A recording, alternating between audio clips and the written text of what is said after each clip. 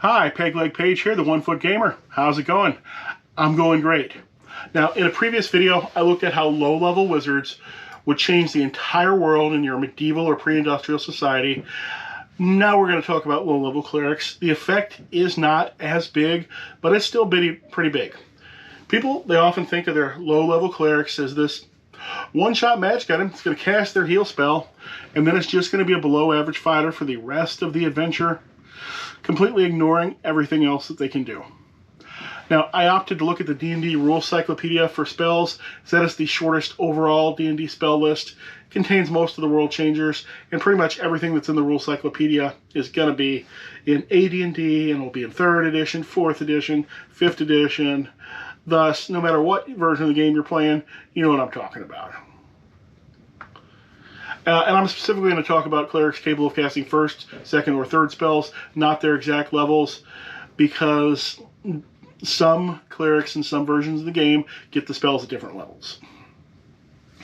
Now, your cleric that can cast 1st level spells is actually a very powerful character indeed. The power of Turn Undead is often completely unlooked.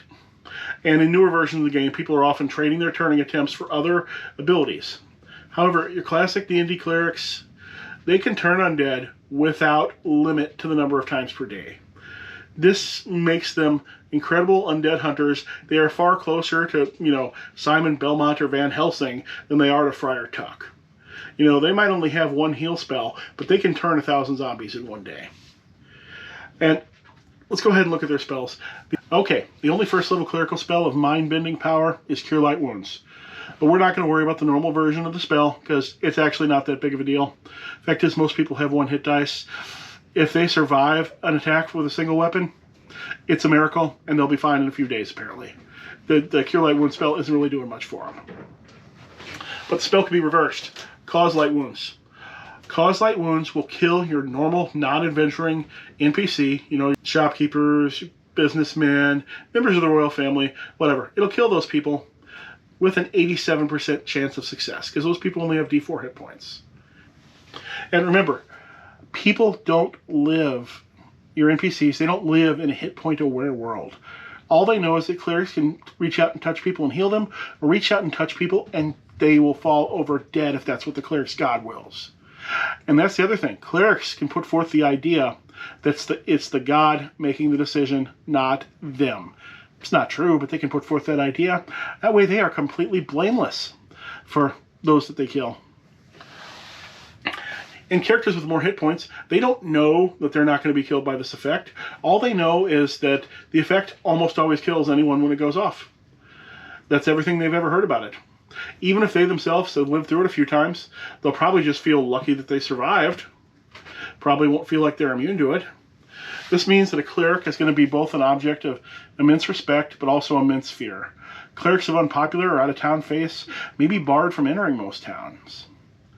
And unfortunately, Cause Light Wounds is the only world changer in the 1st level cleric spell, even though it's pretty big.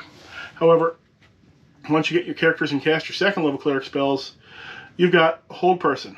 Paralyze up to 4 creatures for an hour and a half. And if you instead, you're only going to choose 1 creature, and it's a normal human, 95% chance of success. I've never seen this as a good combat spell, but it is an incredible problem-solving spell.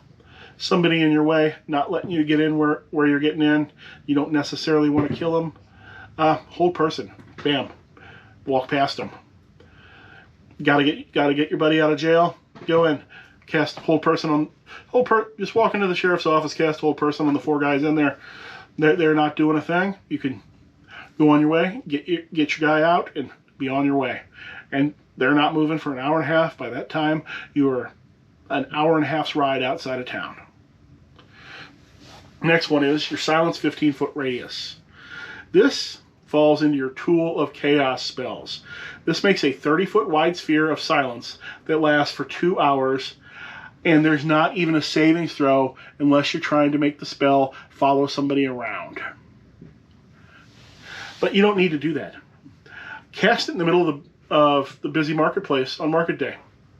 Or sneak and say, like, there's a war going on. Two armies are about to fight. Sneak up to the Enemy army, cast it on one of the soldiers in the middle of the formation.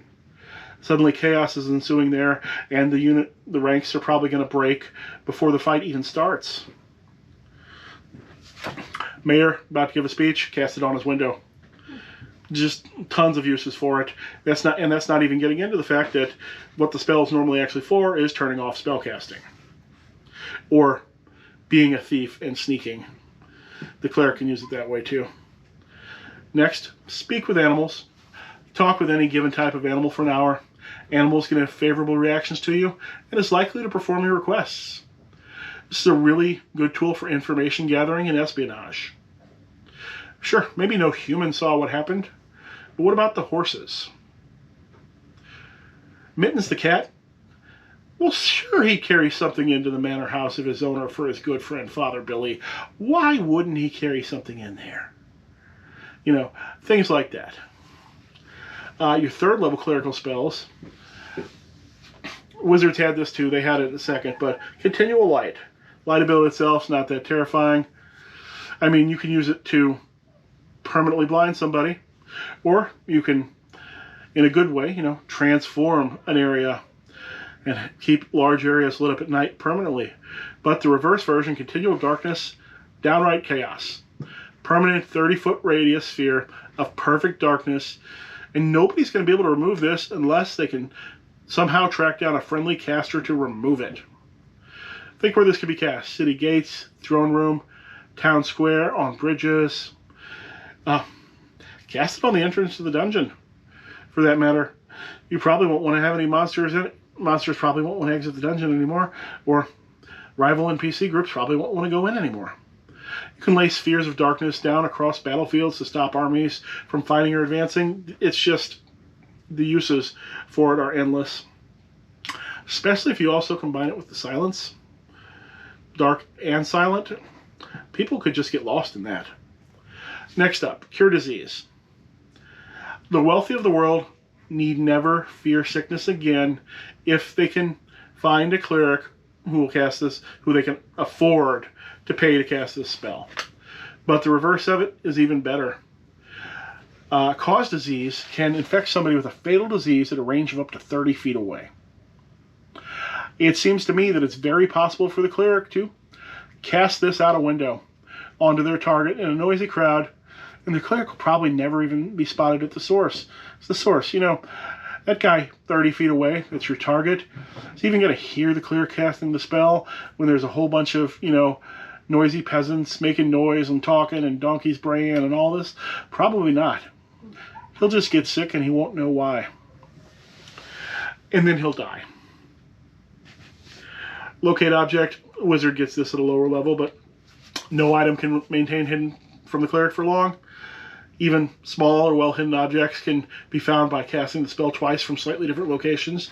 Then you just do math to exactly where those two lines cross to find out where it is.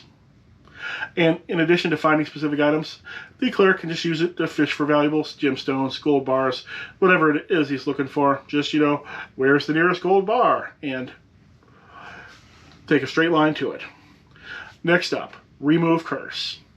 We don't care about removing curses, we care about casting them. So we're looking at the reverse version, curse. The character can reach out and inflict a curse on another character with absolutely no immediate visible effect. So this can be disguised as a blessing or as a healing. Just like I said that the cleric can make it known that the god decides whether he's going to heal or kill the person, same thing with this. Sometimes disguise this as a healing or a blessing and say the god decides. The standout, there's several stock choices you can take that you're always allowed to do. You don't have to do anything custom, but the standout version here is the -4 to reaction rolls.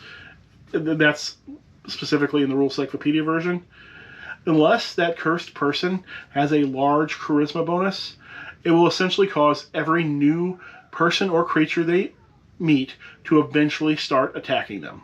It might attack them immediately, it might take them a few minutes to do it, but everything will attack them according to the rules eventually. That might be a little bit too over the top for what the cleric wants to accomplish, because it might lead back to them too easily, because literally you're going to put this on the person and they're going to walk down the street and start getting attacked almost immediately. So instead, You could also cut somebody's intelligence in half or their charisma. People cursed in this manner may not realize that they are cursed.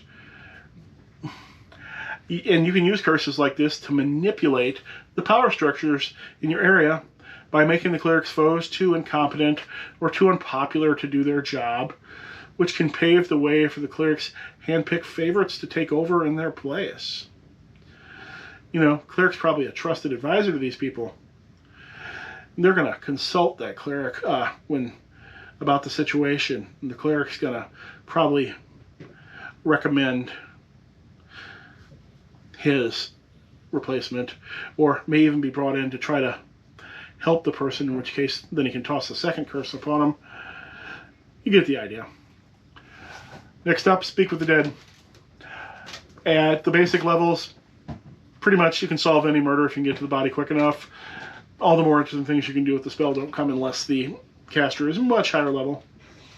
So, clerics, they don't quite have the same number of world-shattering spells as wizards do. However, they can still get the basics done.